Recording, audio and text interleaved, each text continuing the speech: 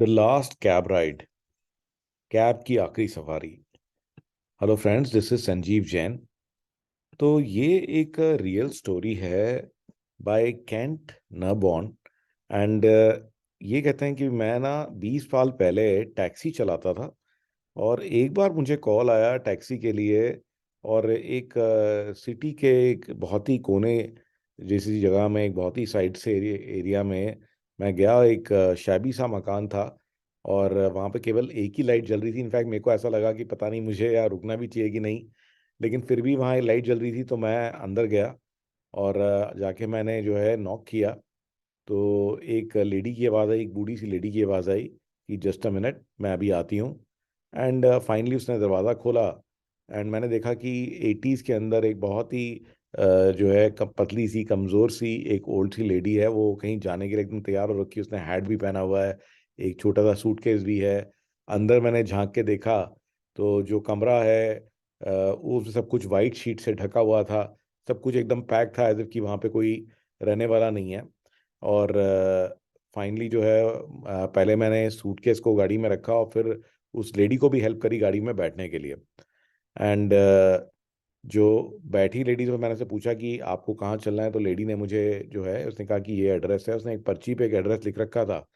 तो उसने कहा कि आप मुझे इस एड्रेस पे ले चलो, बट लेकिन मेरी एक रिक्वेस्ट है कि आप ना मुझे टाउन में से लेके चलो। तो मैंने लेडी को कहा कि अगर हम टाउन में से जाएंगे तो उससे तो कम से कम आधा एक घंटा फालतू लगेगा। तो लेडी ने कहा कि ऐसा है, देखिए कि मेरे ना जितने भी जानने वाले लोग थे, मेरे कोई रिलेटिव वगैरह बचे नहीं हैं अब। और मैं अकेली हूँ। और डॉक्टर ने मुझे कहा है कि आप ज़्यादा टाइम रहोगे नहीं। तो ये जो एड्रेस मैंने आपको दिया है ये हॉस्पिस का है। तो यहाँ पे ओल्ड लोग वगैरह जो है रखे जाते हैं, जो बिल्कुल एकदम ओल्ड हो जाते हैं, फ्रेल हो जाते हैं। और उसने कहा कि अब मैं जो चाहती हूँ कि भी एक बार जहाँ जहाँ पे मैं सिटी में रही थी, जहाँ से मेरी यादें जुड़ी हुई हैं, तो एक बार लास्ट टाइम देखना चाहती हूँ उनको। तो ये सुन करके मुझे थोड़ा सा धक्का लगा। और फिर मेरे को लगा कि नहीं, मुझे इस लेडी की हेल्प करनी चाहिए। और मैंने क्वाइटली जो है अपनी टैक्सी का जो मीटर है उसे बंद कर दिया। और फिर जो है उस रात को ऑलमोस्ट 2 घंटा मैंने उस लेडी को घुमाया। तो उसने कहा कि मैं जगह जगह उसको लेके गया। और 2 घंटे हमने पूरा नेबरहुड घूमा। उसने मुझे वो बिल्डिंग दिखाई जहाँ पे कि वो जॉब करती थी। फिर उस नेबरहुड में गए जहाँ पे वो और उसके हस्बैंड, जब उनकी शादी हुई थी तो वहाँ पे उन्होंने घर लिया था अपना। वो मुझे उस जगह पे भी लेके गई जहाँ पे एक्चुअल में एक फर्नीचर वेयर हाउस था, जो कि पहले एक बॉलरूम हुआ करता था, जहाँ पे एज अ यंग गर्ल वो डांसिंग सीखती थी या डांसिंग की प्रैक्टिस करती थी। तो कई बार वो मुझे किसी किसी बिल्डिंग पे लेके गई जहाँ पे कि उसने मुझे कुछ बताया नहीं, और वो थोड़ा सा साइलेंटली जो है उसको देखती रही, बट मुझे नहीं बताया कि वहां पे वो क्यों उसने रुकवाया है। तो पूरी रात जो है मैंने उसको घुमाया। और फाइनली जो है जब वो सेटिस्फाई हो गई, ऑलमोस्ट 2 घंटे होने वाले थे, कि अच्छा चलो अब मुझे आप वापस छोड़ दो। और जब मैं हॉस्पिस पहुंचा तो वहां पे ऑलरेडी कुछ ऑर्डरलीज थे जो कि उसके लिए वेट कर रहे थे और उसको लेके जाने के लिए तैयार थे। तो लेडी ने मुझसे पूछा कि अच्छा बताइए मुझे, how much do I owe you, और अपना पर्स निकालने लगी। तो मैंने उसे कहा नहीं नहीं, नथिंग, आप बिल्कुल भी चिंता ना करें कि और पैसे कमाने के लिए और दूसरे पैसेंजर्स हैं मेरे पास। और उसको फिर मैंने एक हक दिया। और लेडी ने कहा कि नहीं, थैंक यू सो मच, आप बहुत ही अच्छे हैं। उसने कहा नहीं, ऐसी कोई बात नहीं है, I only treated you the way like I want others to treat my mother. Okay. And finally I said goodbye. तो उन्होंने कहा कि कैंट का कहना था कि भी उस रात जो है मैं कोई और पैसेंजर जो है मैंने नहीं पिक किया। मैं यही सोचता रहा कि आज का दिन ये कैसा गुजरा। तो कहते हैं कि कई बार जो होता है लाइफ के अंदर में बड़ी बड़ी मोमेंट्स हम ढूंढते रहते हैं, लेकिन कब जो है ये बड़ा मोमेंट जो है किसी छोटे मोमेंट में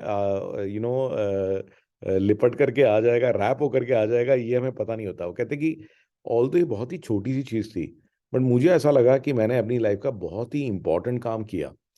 और क्या पता अगर उस लेडी को कोई अच्छा ड्राइवर नहीं मिलता, कोई एंग्री ड्राइवर मिलता जो कि उसको फटाफट छोड़ देता, केवल 20 मिनट में छोड़ देता, और उससे ठीक से बात नहीं करता, तो उसका एक्सपीरियंस कैसा होता। ये उसकी लेडी की जो लाइफ एकदम ख़त्म हो रही है या एकदम एंड पर है, उसके लिए कितना गंदा एक्सपीरियंस होता। तो मेरे को कितना अच्छा लगा कि एटलीस्ट मैं उस एक्सपीरियंस को जो है अच्छा बना पाया।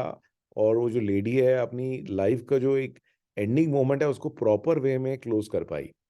तो मुझे भी ये स्टोरी बहुत ही इमोशनल, बहुत ही टचिंग लगी। एंड आई फील कि जब भी हमें कोई ऐसा मौका मिलता है जिसमें कि हम किसी दूसरे की मदद कर सकते हैं, तो हमें उस मौके को जो है हाथ से जाने नहीं देना चाहिए। आइए फ्रेंड्स, आइए बढ़ते हैं इस नेक्स्ट टेक टिप की तरफ। आज की जो एक टेक टिप छोटी सी देता हूँ मैं आपको। तो कई बार जो है हम लोग कोई वेबसाइट देखते हैं जो हमें बहुत पसंद आती है, बट हमें ये नहीं पता होता कि ये वेबसाइट को बनाने के लिए क्या टेक्नोलॉजी यूज़ की गई है। तो उसके लिए साइट है जिसका नाम है builtwith.com। तो इस साइट को आप खोल लें और इसके अंदर में सिंपली, आप एग्जांपल के लिए मैंने अपनी साइट डाल दी और लुकअप करें, तो ये आपको बता देगी कि इस साइट में क्या क्या टेक्नोलॉजी लगी गई है इसको बनाने के लिए। जैसे हमने लिखा हुआ है कि इसके अंदर में गूगल एनालिटिक्स यूज़ की गई है, वर्डप्रेस के फॉर्म्स यूज़ किए गए हैं, गूगल फॉन्ट एपीआई यूज़ की गई है, वर्डप्रेस के प्लगइन्स यूज़ किए गए हैं, एलिमेंटर को यूज़ किया गया है। तो आप देख रहे हैं कि इसमें जितनी भी टेक्नोलॉजी लगी हुई है वो सारी की सारी टेक्नोलॉजी यहाँ पे आपको नज़र आ जाएगी। तो आप किसी भी, इवन अपनी साइट के लिए, और अगर आप चाहें अपने किसी कंपटीशन के लिए या कोई रिसर्च आप कर रहे हैं, तो उसकी साइट की भी अंदर की क्या वर्किंग है, क्या क्या चीज़ें उन्होंने यूज़ कर रखी हैं, वो सब आप builtwith.com से पता लगा सकते हैं। तो आई होप आपको आज की स्टोरी पसंद आई होगी, एंड अपनी भी तरफ से अगर आपको स्टोरी मुझसे शेयर करना चाहते हैं, तो do go ahead and share the story with me and it will help everyone. So look forward to seeing you in the next story.